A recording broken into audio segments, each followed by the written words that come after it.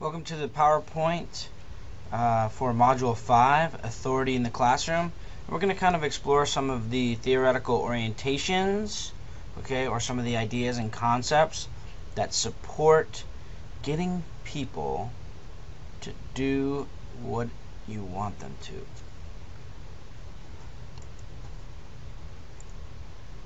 And sort of to frame this, we're looking at why do people do what you want them to do? Is it because you rule with an iron fist? Or is it the threat of punishment? Is that the reason why people do things? Or do people do things because they're persuaded to do them by charismatic or professional people?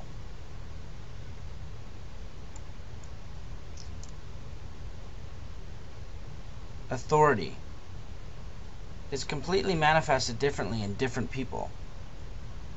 Some people have quiet authority, similar to, when your grandmother walks in the room, everybody else is quiet. Or people have said the Dalai Lama, when he walks in the room, there's just a certain quality that he has. It's a very quiet authority, and people pay attention. Some people are knowledge authority. People follow scholars, people who've read a lot of books, people who have a lot of experiences, people who have a lot of knowledge. Similarly, there's always a head chef, because presumably that person knows more than the other line cooks and stuff. There's character authority, where you're an actor or a salesman. Some people have positional authority, like a police or teacher. They get followed just because they're in a position. And some people use threatening authority. If you're thinking about a drill sergeant or a robber, we do what they say because they're threatening us. So we kind of want to think about who are we, and how do we want to develop our authority? I suggest we kind of take a little bit from each one. Alright, research shows that there's a lot of different types of authority in the classroom. So we're trying to figure out which one is best for you. And if you want to check out some discipline stuff already, while we'll be working on this later on in the class, feel free to go to this website.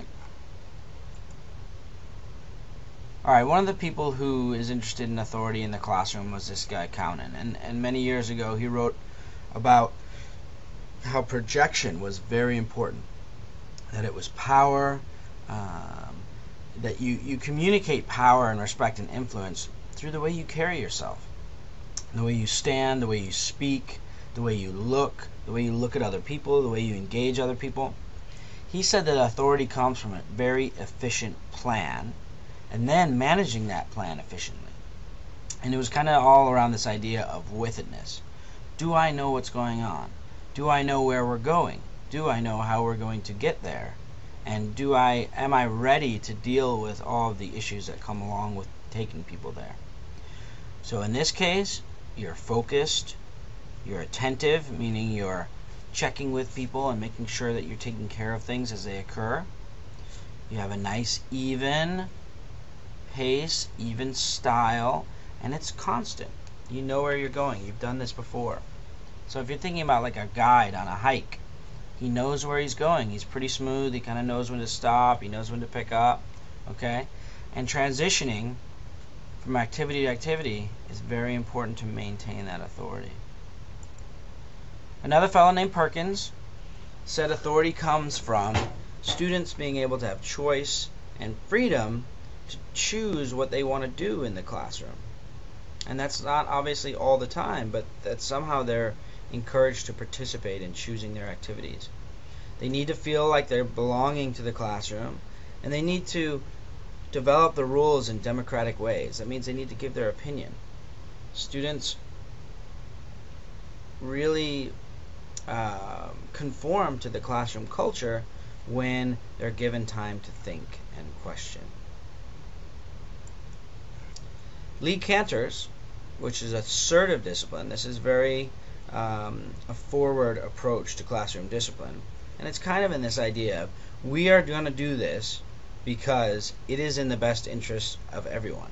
I need you to have a seat and get to work because this is in the best interest of everyone. So you're being very forward.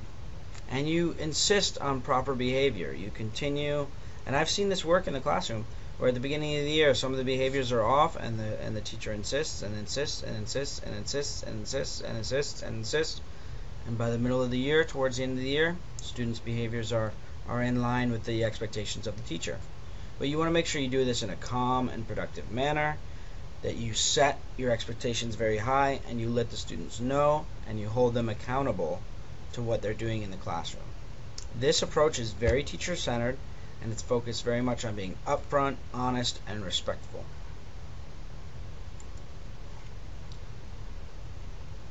Glasser stated something a little bit different. He said student motivation is key, that students need to be involved. They need to be looking at themselves. They need to be assessing themselves, monitoring themselves, because that's how they're judging their engagement in the classroom. And that these motivations are internal. People are going to do things because they want to do things, not necessarily because they're told to, right? And they're going to do things that are important to them. If they're not motivated, if they don't see a connection to the work, to their life, then they may not find that this class is valuable. And he said that students really just want to survive, belong, have some power, have some fun, and have some freedom. All right.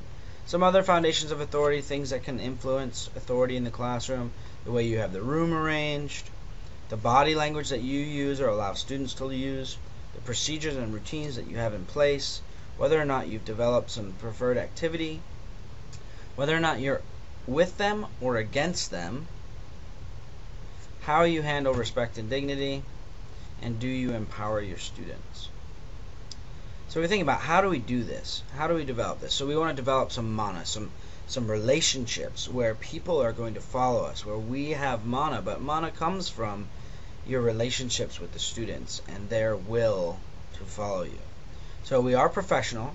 It's our training and education, right? You're going to school to get the skills, to have the knowledge, and gain some experience. And that'll give you this relationship with your students. Your appearance, the way you carry yourself, is going to be very important. The way you relate to your students, the way you speak with them, the way you talk to them, those are all very important. The way you work with your students, are you supportive? The way you work with your coworkers, do you carry the load? Do you share the load? And similarly, your action skills, what do you emphasize? You know, what is very important to you? What are your values? Right? Okay, so as a professional, we are educated, we are experienced, we are trained, we are the teacher, we are part of a school, we are part of the system.